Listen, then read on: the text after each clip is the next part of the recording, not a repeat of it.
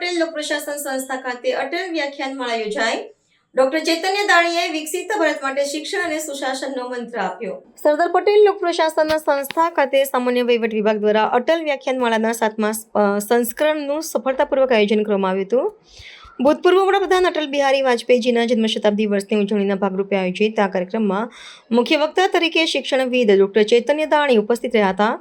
તેમણે શિક્ષણ અને સુશાસનના સમન્વય દ્વારા વર્ષ 2047 સુધીમાં ભારતને એક વિકસિત રાષ્ટ્ર બનાવવાના દૂરંદેશી લક્ષ્ય પર ભાર મૂકતા ઉપસ્થિતોને પ્રેરણાદાયી માર્ગદર્શન પૂરું પાડ્યું હતું।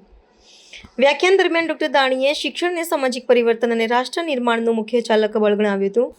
તેમણે સુશાસનના અસરકારક અમલીકરણ માટે એક વિશિષ્ટ માળખું પ્રસ્તુત કર્યું હતું, જેમાં પારદર્શિતા, સર્વસમાવેશકતા, દીર્ઘકાલીન આયોજન, જવાબદારી અને માયાળુતા જેવા 5 પાયાના મૂલ્યો પર ધ્યાન કેન્દ્રિત કરવામાં આવ્યું છે। તેમણે વધુમાં ઉમેર્યું હતું કે વહીવટી કામગીરીમાં પ્રૌદ્યોગિકીનો ઉપયોગ સમયબદ્ધ નિર્ણયો લેવા અને વિલંબ ઘટાડવા માટે અનિવાર્ય છે, પરંતુ તે નાગરિકો પ્રત્યેની સંવેદનશીલતા અને માનવીય અભિગમના ભાગે ન હોવો જોઈએ।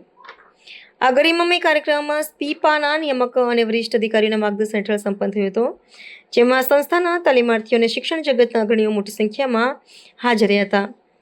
ઉલ્લેખનીય છે કે ડોક્ટર ચૈતન્ય દાણી શિક્ષણ અને ઉદ્યોગ ક્ષેત્રે 21 વર્ષથી વધુનો બહોળો અનુભવ ધરાવે છે અને તેમની વિશિષ્ટ સેવા બદલ અનેક પ્રતિષ્ઠિત રાષ્ટ્રીય સન્માન પણ મેળવી ચૂક્યા છે। આ વ્યાખ્યાનમાળાનો મુખ્ય ઉદ્દેશ્ય ભાવિ વહીવટી અધિકારીઓના સામાજિક જવાબદારી અને નૈતિક નેતૃત્વના ગુણો વિકસાવવાનો છે।